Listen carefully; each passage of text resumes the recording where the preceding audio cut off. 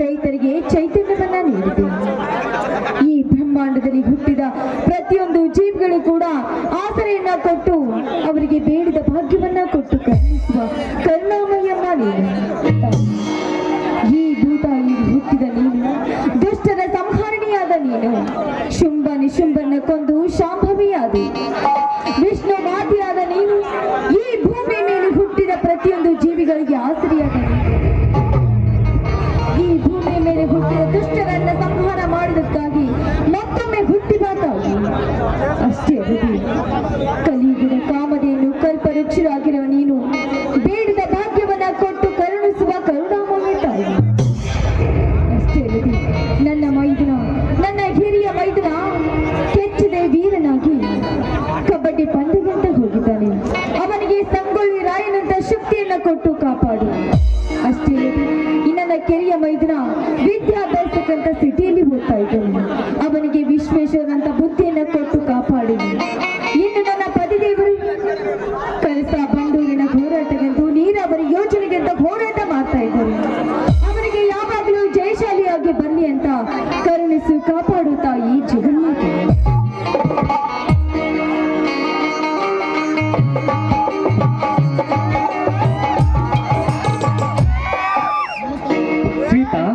ಮುಗಿತಾ ನಿನ್ನ ಕರಮತಾಯಿ ಪೂಜೆ? ಬನ್ನಿ ಸ್ವಾಮಿ, ಈಗ ಬಂದ ದೇವರ ಪೂಜೆ ಮುಗಿಸಿದ್ದೀನಿ. ಬನ್ನಿ ತೆಗೆದುಕೊಳ್ಳಿ ಪ್ರಸಾದವನ್ನು.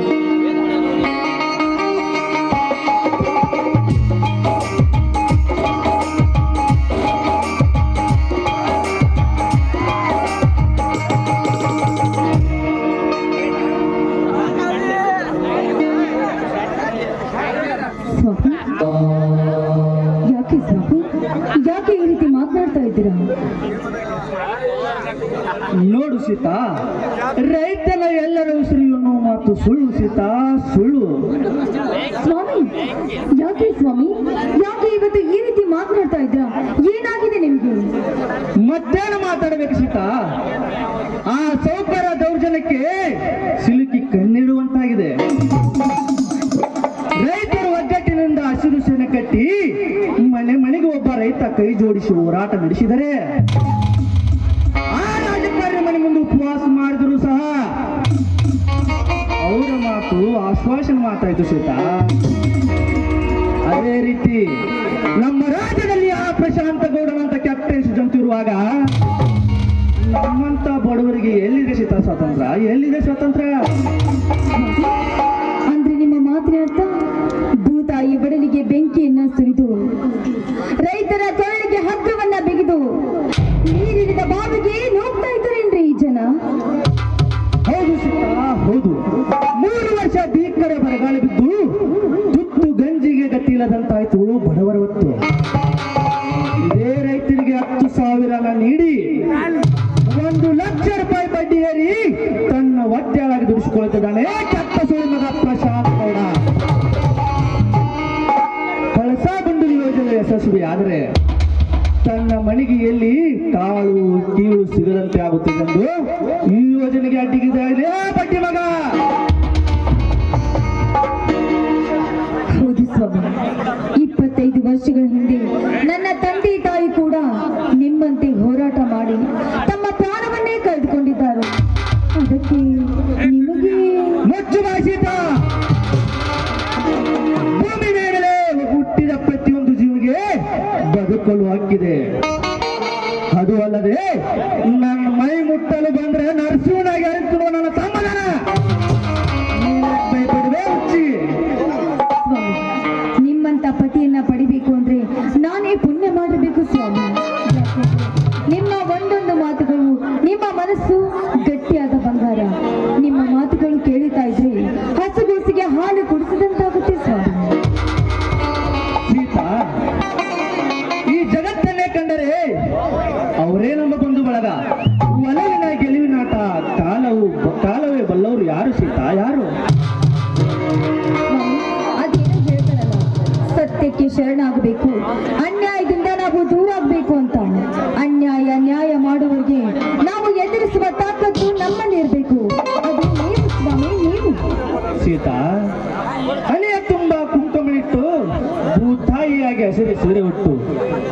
ಮಾತನಾಡುವೆ ಅಥವಾ ಹಸಿದ ಮಡಿಲಿಗೆ ಏನಾದರೂ ಮತ್ತೆ ಬಿಟ್ಟಿದ್ದೆ ನೋಡಿ, ಎಲ್ಲ ಅಡುಗೆ ಸಿದ್ಧತೆ ಮಾಡಿ ಆದ್ರೆ ಮೈಸೂರು ಬರುವವರೆಗೂ ಸ್ವಲ್ಪ ನಿಲ್ಬೋದಲ್ವೇನ್ರಿ? ಹಾಗಾದ್ರೆ ಸೀತಾ, ಈ ನನ್ನಡೆಯದೆ ಜಲ್ಲೆನ್ನುವ ಹಾಗೆ ಒಂದು ಗೀತನ ಆಡಬಾರ್ದು ನಾಚನ. ಆಯ್ತು, ನೆನಪುಗಳು ಉಸಿರಾಗಲಿ, ಕನಸುಗಳು ನನಸಾಗಲಿ, ನಿಮ್ಮ ಜೊತೆ ಹಾಡಿ ಕುಣಿದೊಂದೇ ನನ್ನ ನನಸಾಗಲಿ.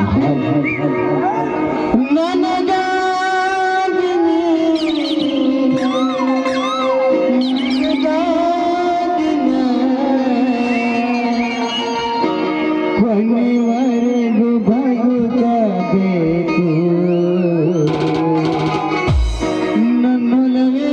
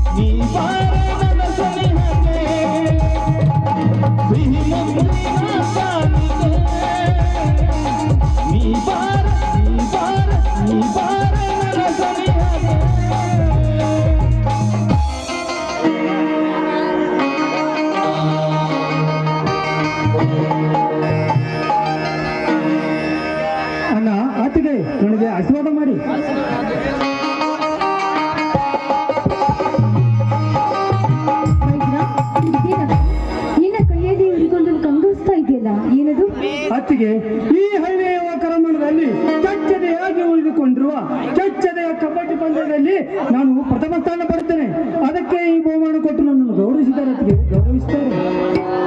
ಸಂತೋಷ ಸಹೋದರ, ಸಂತೋಷ. ಬಲವಿದ್ದರೆ ಸಾಲದು, ಛಲವೂ ಇರಬೇಕು. ಮುಂದೆ ಛಲವಿಲ್ಲದ ಬದುಕು ಫಲವಿಲ್ಲದೆ ಮರದಂತೆ ಆಗಬಾರ್ದು ನೋಡಪ್ಪ ತಮ್ಮ. ಅಣ್ಣ, ಗಂಧದ ಮರ ಸುಗಂಧವೆಂದು ಮನೆಯ ಮುಂದೆ ಬೇಸಕ್ಕಾಗುವುದಿಲ್ಲ. ರಾಮ ಸೀತೆರಂತ ನನ್ನ ಅಣ್ಣ ಅತ್ತಿಗೆರುವಾಗ ಕೋಲೆಂಬುದೆಲ್ಲ ಈ ಸಮರ್ಥನಿಗೆ. ನಮ್ಮೂರ ಗಣೇಶ ಚತುರ್ಥಿ ನಿಮಿತ್ತವಾಗಿ ಕಬಡ್ಡಿ ಪಂದ್ಯ ಏರ್ಪಡಿಸಲಾಗಿತ್ತು. ಅದು ಯಾರ ವಿರುದ್ಧ ಅಂದರೆ ನೀನು ಸಂತೋಷ ಪಡಬೇಕಣ್ಣ, ನೀನು ಸಂತೋಷ ಪಡಬೇಕು. ಅದು ಯಾರ ವಿರುದ್ಧಪ್ಪ? ಇನ್ಯಾರ ವಿರುದ್ಧಾತಿಗೆ ಬಡವರ ರಕ್ತದಲ್ಲಿ ಅಭಿಷೇಕ ಮಾಡಿಕೊಂಡು ಬದುಕುತ್ತಿದ್ದಾನಲ್ಲ ಆ ಪ್ರಶಾಂತ ಗೌಡ, ಅವನ ವಿರುದ್ಧ. ಅತ್ತಿಗೆ ಅವನು ಸಾಕಿದ ನಾಯಿಗಳು ಎಷ್ಟೇ ಜನ ಬಂದರು. ಅತ್ತಿಗೆ ನೀವು ಚಿಕ್ಕಂದಿಂದಲೂ ಕಟಕ್ ರೋಟಿ ಖಾರ ಎಣ್ಣೆ ನಿಮ್ಮ ಅಮೃತ ಕೈತಟ್ಟು ನೀಡಿ ಬೇಯಿಸಿದ ಈ ಬಳಗನ್ನು ಗೆದ್ದಿದ್ರೆ ಈ ಕಂಚಿನ ಪದಕವನ್ನು ಬೇಡ ತಮ್ಮ, ಬೇಡ. ಆ ಶ್ರೀಮಂತರನ್ನು ಎದುರೆತ್ಕೊಳ್ಳುವುದು ಬೇಡಪ್ಪ. ಯಾಕಂದ್ರೆ ಅವ್ರು ಮೊದಲು ಹಣವಿದ್ದವರು. ನಮಗ್ಯಾಕಪ್ಪ ವಿಷ ಸರ್ಪಗಳ ಸಹವಾಸ? ಹಣ ಆ ವಿಷ ಸರ್ಪಕ್ಕೆ ತಕ್ಕ ಗೌರವನಾಗಿ ಹಿರಣ್ಯ ಕಶ್ಯಪವನ ರಕ್ತ ಕುಡಿದ ಹಾಗೆ ರಕ್ತ ಕುಡಿದು ಬಿಡ್ತೇನೆ. ಅಣ್ಣ, ನೀನೇನು ಹೆದರಬೇಡಣ್ಣ, ಹೆದರಬೇಡ. ಏನಾದ್ರೂ ನಮ್ಮ ಮನೆಗೆ ಧಕ್ಕೆ ತರುವಂತ ನೀಚ ಕೃತ್ಯ ಸಿಗಿದರೆ ಹೇಳು. ಈ ಕ್ಷಣದಲ್ಲಿ ನೀನು ಮಟ್ಟುವ ಚಪ್ಪಲಿಗಳ ಸರ ಮಾಡಿ ಅವರ ಕೊನೆಗೆ ಹಾಕಿ ಹರಕೆಯ ಕೋಣದಿಂದ ಕಡಿಯದಿದ್ದರೆ ನಾನೇಕೆ ಹುಟ್ಟಬೇಕಲ್ಲ ನಿನ್ನ ತಮ್ಮನಾಗಿ. ಏನಂತ ಹೇಳಿ ಸಹೋದರ, ಏನಂತ ಹೇಳಿ? ಸುಟ್ಟಂತ ಕರಕ ಮಹೋತ್ಸವ ಕಲ್ಲಾಗಿ ಹಾಗೆ ಉಳಿದಿದಪ್ಪ ಈ ನನ್ನ ಹೃದಯದೊಳಗೆ. ಆ ದುಷ್ಟ ಜನರ ಮರಣದ ಮಹಾನವಮಿ ಯಾವಾಗ ಬರ್ತದೆಂದು ಕಾಯುತ್ತಿದ್ದೇನಪ್ಪ. ಅಷ್ಟೇ ಕಣಪ್ಪ, ಅಷ್ಟೇ. ಹೀಗೆ ಸಂಕೋಚದಿಂದ ಮಾತನಾಡ್ತೀವಿ. ನನ್ನಿಂದ ಏನೋ ನೀನು ಮುಚ್ಚಿಟ್ಟಿದೆಯನ್ನ, ಅದೇ ನನ್ನ ಬೇಗ ಅಣ್ಣ ಹೇಳು. ಒಮ್ಮೆ ಹುಲ್ಲು ತಿನ್ನ ಕುರಿ ಮತ್ತೆ ಅದ ಜಾಗಕ್ಕೆ ಹುಲ್ಲು ತಿನ್ನಲು ಬರ್ತದೆ. ಅದಕ್ಕೆ ನಾನು ಹುಲಿಯಾಗುತ್ತೇನೆ. ಅದೇ ನಂದು ಬೇಗ ಅಣ್ಣ ಹೇಳು. ಅಯ್ಯೋ, ಎಂತ ಸಂಕಟಕ್ಕೆ ನನ್ನನ್ನು ಸಿಲುಕಿಸಿದೆಯ ತಮ್ಮ. ಒಡೆದ ಹೊತ್ತು ಕಳೆದ ಮುತ್ತು ಮರಳಿ ಸಿಗೋದಿಲ್ಲ ಸಹೋದರ, ಮರಳಿ ಸಿಗೋದಿಲ್ಲಪ್ಪ, ಮರಳಿ ಸಿಗೋದಿಲ್ಲ. ಅಣ್ಣ, ತಲೆಮೆಲ್ಲ ಒಂದು ಛಲ ಮರೆತು ಕೂತರೆ ಕುರಿನ ಮುದ್ದಾಗಿ ಸಾಕಿ ಕಟ್ಕೊಂಡು ಕೆಳಗೆ ಕೊಟ್ಟ ಹಾಗೆ ನಿನ್ನ ಮಾತು. ಅಣ್ಣ, ನಿನಗೆ ಬಂದಂತ ಕಷ್ಟ ಬಿಚ್ಚಿ ಹೇಳ್ತಾನೆ, ನನಗೆ ಅರ್ಥವಾಗುತ್ತದೆ. ಮರಳಿ ಹುಟ್ಟಿ ಬರೋಕೆ ಇದೇನು ಹುಲ್ಲು ಜನ್ಮವಲ್ಲ. ಉದಯಿಸುವ ಸೂರ್ಯ ಕೂಡ ಮುಳುಗಿದ್ರೆ ಕಾಲ್ಮೋಡವೇ ಎದುರಾಗುತ್ತೆ. ಹಾಗೆ ನಮ್ಗೆ ಎಂತ ಬಿರುಗಾಳಿ ಬೀಸಿದ್ರು ಕೂಡ ಅದನ್ನ ನಾವು ಎದುರಿಸುವ ತಾಕತ್ತು ನಮ್ಮಲ್ಲಿ ಇರ್ಬೇಕಪ್ಪ. ಆದ್ರೆ ಸೂರ್ಯ ಮುಳುಗಿದ್ದಾನೆ ಅಂತ ನಾವು ನಕ್ಷತ್ರಗಳನ್ನ ಕಳೆದುಕೊಳ್ಳಕ್ಕಾಗುತ್ತೇನಪ್ಪ. ಆ ಭಯ ನನಗೆ. ಅತ್ತಿಗೆ ಪೂಜಾರಿಯಿಂದ ದೇವರು ಬೆಳಗಲ್ಲ. ಅತ್ತಿಗೆ ದೇವರಿಂದಲೇ ಪೂಜಾರಿ ಬೇಕು. ಅಣ್ಣ, ನಿನಗೆ ನಾ ಮುಖ್ಯನಾ ಇಲ್ಲ ಈ ನಿನ್ನ ಆಟನೇ ಮುಖ್ಯನಾ? ನಿನ್ನ ಮನದಲ್ಲಿ ಹೇಳದೆ ಹೋದಿರೋ ಮಾತು ಅದು ಯಾವುದೆಂದು ಹೇಳದಿದ್ದರೆ ನನ್ನಾಣೆಯಾಗಿದೆ ಅಣ್ಣ, ನನ್ನಾಣೆಯಾಗಿದೆ. ಹೇಳುತ್ತೇನೆ ಸಮರ್ಥ, ಹೇಳುತ್ತೇನೆ. ಆದರೆ ಈಗಲ್ಲಪ್ಪ, ಸಮಯ ಬಂದಾಗ ನಾನೇ ನಿನಗೆ ತಿಳಿಸಿ ಹೇಳುತ್ತೇನೆ. ಅಲ್ಲಿಯವರೆಗೆ ನೀನು ಸುಮ್ಮನಿರಬೇಕಪ್ಪ. ಇದೇ ನಿನ್ನ ಅಣ್ಣನ ಕೊನೆ ಮಾತು ಸಮರ್ಥ. ಆಯ್ತಣ್ಣ, ನಿನ್ನಿಷ್ಟದಂತೆ ಆಗಲಿ. ಆದ್ರೆ ಈ ನಿನ್ನ ತಮ್ಮ ಸಮರ್ಥನು ಚಿರಂಜೀವಿ ಎಂಬುದು ಮರೆಯಬೇಡ, ಮರೆಯಬೇಡ.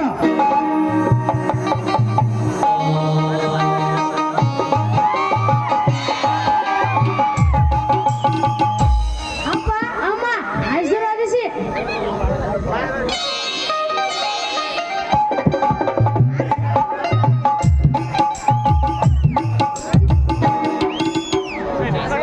ಚಿಕ್ಕಪ್ಪ, ನೀನು ಆಶೀರ್ವಾದಿಸು.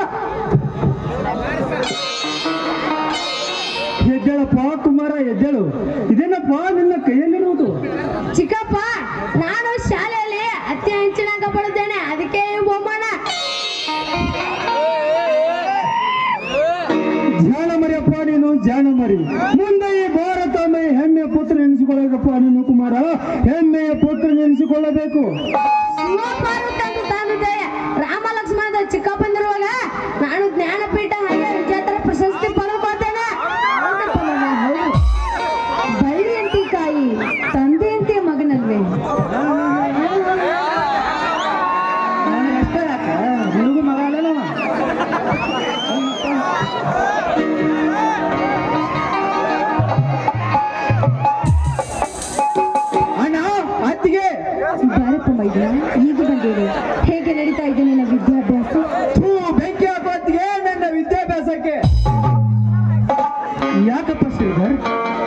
ಮಾತನಾಡ್ತಿರ್ವಿ. ಏನಾದರೂ ತೊಂದರೆ ಆಯ್ತನಪ್ಪ? ಮತ್ ಏನಾರ ಊಟಕ್ಕೇನಾದರೂ? ಊಟಕ್ಕೆ ಅಷ್ಟೇ ಯಾಕಣ್ಣ, ನನ್ನ ಜೀವನವೇ ತೊಂದರೆ ಆಗಿದೆ. ಅಂತ ಬೆಂಗಳೂರು ಸಿಟಿಯಲ್ಲಿ ನಮ್ಮಂತ ಬಡವರಿಗೆ ಎಲ್ಲಿದೆ ಅನ್ನೋ ವಿದ್ಯಾಭ್ಯಾಸ? ಅದೇನಿದ್ರು ಹಣವಿದ್ದ ಶ್ರೀಮಂತರಿಗೆ ಮಾತ್ರ. ಯಾಕಪ್ಪ ಸಹೋದರ ಇಷ್ಟೇಕೆ ಕೋಪಿಸಿಕೊಂಡು ಮಾತನಾಡ್ತೇವೆ? ಹಣವೇನಾದರೂ ಬೇಕಾಗಿತ್ತೇನಪ್ಪ? ನಿನಗೇನು ಗೊತ್ತು ಸಿಟಿಯ ವಿದ್ಯಾಭ್ಯಾಸ? ನೀನೊಬ್ಬ ಹಳ್ಳಿ ಒಬ್ಬ, ಅಲ್ಲಿದ್ದವರಿಗೆ ಮಾತ್ರ ಗೊತ್ತು ಸಿಟಿಯ ಜೀವನ ಸಾಗಿಸುವುದು. ಶ್ರೀಧರ್, ಯಾಕಪ್ಪ ಅವನಿಗೆ ಹುಂಬನಂತ ಮಾತನಾಡ್ತಾ ಇದೆಯಲ್ಲ? ಅವನು ನಿಮ್ಮ ಅಣ್ಣ ಅನ್ನೋದು ಗೊತ್ತಿಲ್ವೇನಪ್ಪ? ನೀನು ನಿನಗೇನಾದ್ರೂ ಹಣದ ಕೊರತೆ ಆಗಿದೆಯೇನಪ್ಪ? ಹೌದು ಅತ್ತಿಗೆ, ನನಗೆ ಹಣದ ಕೊರತೆ ಆಗಿದೆ. ಈಗ ನನಗೆ 20,000 ಹಣ ಬೇಕಾಗಿದೆ. ಸಹೋದರ, ದುಡಿದು ಹೊಟ್ಟೆ ತುಂಬಿಸಿಕೊಳ್ಳದ ಈ ಕಾಲದಲ್ಲಿ 20,000 ಹಣ ಅಂದ್ರೇನಪ್ಪ? ಅಷ್ಟೊಂದು ಹಣ ನಾನು ಎಲ್ಲಿಂದ ತಂದು ಕೊಡ್ಲಿ? ಹಣ ಕೊಡ್ತೀಯೋ ನನ್ನ ದಾರಿನ ನೋಡಿಕೊಳ್ಳು. ಶ್ರೀಧರ್, ಮನೆಯಲ್ಲಿ ಬಿಡಿಗಾಸಿಗೆ ಕೂಡ ಗತಿ ಇಲ್ಲದಂತಾಗಿದೆಯಪ್ಪ. ಎಲ್ಲಾದ್ರೂ ಸಾಲ ಮಾಡಿ ನಿನಗೆ ಕೊಡಬೇಕು ಅಂದ್ರೆ ಮಾಡಿದ ಸಾಲವನ್ನೇ ಮುಟ್ಟಿಸ್ಲಿಕ್ಕೆ ಆಗ್ತಿಲ್ಲ. ಈಗ ಉಳಿದಿರುವ ದಾರಿ ಅಂದ್ರೆ ನನ್ನ ಮೈ ಮೇಲಿದ್ದ ಒಡವೆಗಳು ಮಾತ್ರಪ್ಪ. ಇದನ್ನ ಬಿಟ್ಟು ಬೇರೆ ದಾರಿನೇ ಇಲ್ಲ. ಇದೇ ಒಡವೆಗಳನ್ನ ತೆಗೆದುಕೊಂಡು ನಿನ್ನ ವಿದ್ಯಾಭ್ಯಾಸವನ್ನ ಮುಂದುವರಿಸು. ಸೀತಾ ಸೀತಾ ಸೀತಾ, ಏನು ಮಾಡುತ್ತಿರುವೆ ನೀನು? ಅಯ್ಯೋ ಶಿವನೇ, ಒಬ್ಬ ತಮ್ಮನನ್ನು ವಿದ್ಯಾಭ್ಯಾಸ ಕಲಿಸಲು ಆಗಲಿಲ್ಲವೇ ನನ್ನ ಕೈಯಲ್ಲಿ? ಅಯ್ಯೋ ಶಿವನೇ, ಅಯ್ಯೋ. ಸ್ವಾಮಿ, ಶ್ರೀರಾಮಚಂದ್ರನಂತಿರುವ ನೀವಿರ್ಬೇಕಾದ್ರೆ ಸ್ವಾಮಿ ಇಂಥ ಸೌಭಾಗ್ಯ ನನಗೆ ಯಾಕೆ ಬೇಕು ರೀ? ಮುಂದೆ ಇಂಥ 10 ಒಡವೆಗಳನ್ನ ನಾನು ಮತ್ತೆ ಮಾಡಿಸ್ಕೊಳ್ಬಹುದು. ಆದ್ರೆ ಕಳೆದು ಹೋದ ನನ್ನ ಮೈದಿನ ವಿದ್ಯಾಭ್ಯಾಸವನ್ನ ಮುಂದುವರಿಸಲಿಕ್ಕೆ ಆಗುತ್ತೇನ್ರಿ? ಅತ್ತಿಗೆ, ನಿನ್ನಂತ ತಾಯಿಯನ್ನು ಪಡೆದುಕೊಂಡ ನಾವೇ ಪುಣ್ಯವಂತರು. ಅತ್ತಿಗೆ, ನಾವೇ ಪುಣ್ಯವಂತರು. ಶ್ರೀಧರ್, ತೆಗೆದುಕೊಳ್ಳಪ್ಪ. ಈ ಒಡವೆಗಳನ್ನ ಮಾರಿ ನಿನ್ನ ವಿದ್ಯಾಭ್ಯಾಸವನ್ನ ಪೂರ್ಣಗೊಳಿಸಬೇಕು. ನೀನೊಬ್ಬ ಸರ್ಕಾರಿ ನೌಕರಿ ಪಡಿಬೇಕು ಅನ್ನೋದೇ ಈ ನಿನ್ನ ಅತ್ತಿಗೆ ಆಸೆ ಕಣಪ್ಪ. ಸಹೋದರ, ನಿನ್ನ ವಿದ್ಯಾಭ್ಯಾಸಕ್ಕಿಂತ ಈ ಬಹುಮಾನದ ದೊಡ್ಡದಲ್ಲಪ್ಪ. ಇದನ್ನೇ ತೆಗಿಬೇಕು. ಚೆನ್ನಾಗಿ ವಿದ್ಯಾವಂತನಾಗಬೇಕು ಸಹೋದರ, ಚೆನ್ನಾಗಿ ವಿದ್ಯಾವಂತನಾಗು. ಚಿಕ್ಕಪ್ಪ, ಇದನ್ನು ಮಾರಿದರೆ ಕಡಿಮೆ ಹಣ ಸಿಗುವುದು, ಆದರೆ ಇದನ್ನು ಬೆಲೆ ಕಟ್ಟಲು ಯಾರಿಂದಲೂ ಸಾಧ್ಯ ಇಲ್ಲ. ಹಾಗೆ ನೀನು ಆಗಬೇಕು, ತೆಗೆದುಕೋ. ಹಾ ಅಪ್ಪ ಅಮ್ಮ, ತುಂಬಾ ಹಸಿವಾಗಿದೆ, ಊಟಕ್ಕೇನಾದರೂ? ಚಂದ್ರ, ನಿನಗೋಸ್ಕರ ಬಿಸಿ ಬಿಸಿಯಾದ ಅಡಿಗೆ ಮಾಡಿದ್ವಿ. ಎಲ್ಲರೂ ಸೇರಿ ಊಟ ಮಾಡೋದಂತ ಬನ್ನಿ. ಸಮರ್ಥ, ಶ್ರೀಧರ, ಏನಾದ್ರೂ ಊಟ ಮಾಡ್ರಪ್ಪ, ಒಳಗಡೆ ಹೋಗಿ. ಅಣ್ಣ, ನನಗೆಲ್ಲ ಗೊತ್ತಣ್ಣ, ನನಗೆಲ್ಲ ಗೊತ್ತು. ಏನ್ ಗೊತ್ತು? ಇಂಥ ಸುಂದರವಾದ ಹೆಂಡತಿನ ಇಟ್ಕೊಂಡು ನೀನು ಹೆಂಗ್ ಊಟ ಕೊಡ್ತಿದ್ದಲ್ಲ, ನನಗೆ ಹೆಂಗ್ ಊಟ ಆಗೈತೆ? ಅದೆಲ್ಲ ಬೇಡ ಅಣ್ಣ. ಅತ್ತಿಗೆ, ನಿಮ್ಮ ಈ ಸುಂದರವಾದ ಕಂಠದಿಂದ ಒಂದು ಮಧುರ ಗೀತೆ ಹೊರಬರಲಿ. ಅತ್ತಿಗೆ, ಮಧುರವಾದ ಗೀತೆ ಹೊರಬರಲಿ. ಆಯ್ತಪ್ಪ, ನೀನು ಮಾಡಿದಲ್ಲ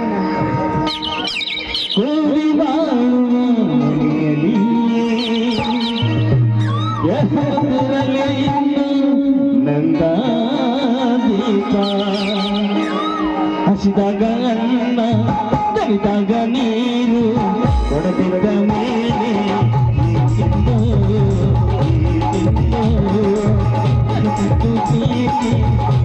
ತಿಂದು ಕೊಡದಿದ್ದ ಮೇಲೆ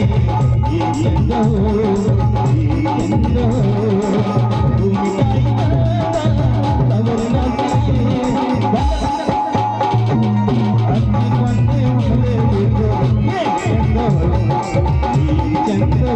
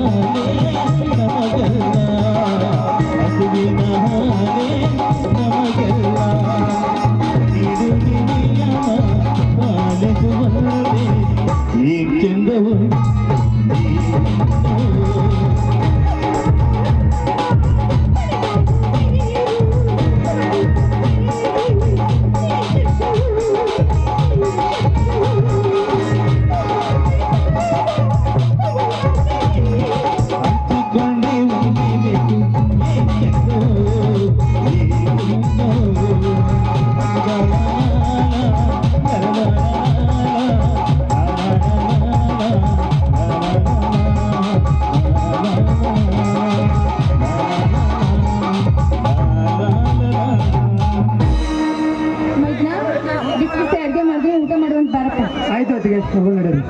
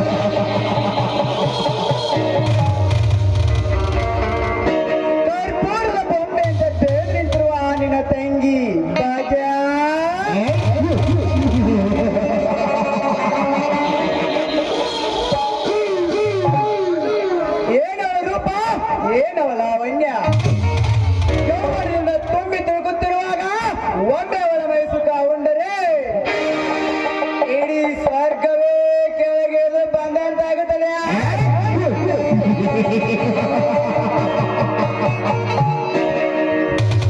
ಪ್ರಶಾಂತ್ ಗೌಡ, ಸಾವಿರಾರು ಬಡ ಕಾರ್ಮಿಕರ ರಕ್ತ ಕುಡಿದು ಈ ತೆರೆಗೆ ನಾನೇ ಯಜಮಾನನೆಂದು ಸಾವಿರ ಸಂಕೋಲೆ ಮೇಲೆ ಸಾಮ್ರಾಜ್ಯ ಕಟ್ಟಿ ಅದರ ಅಧಿಪತಿ ನೀನಾಗಿರುವೆಯಾ?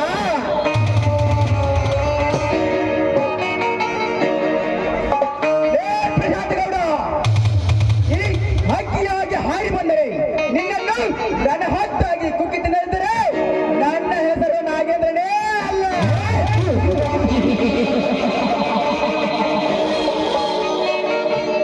ಈ ನಾಗೇಂದ್ರ ಕನ್ನಿಟರೆ ಕಾಮುಕ ಕೊಲೆಗಾಡುಗ.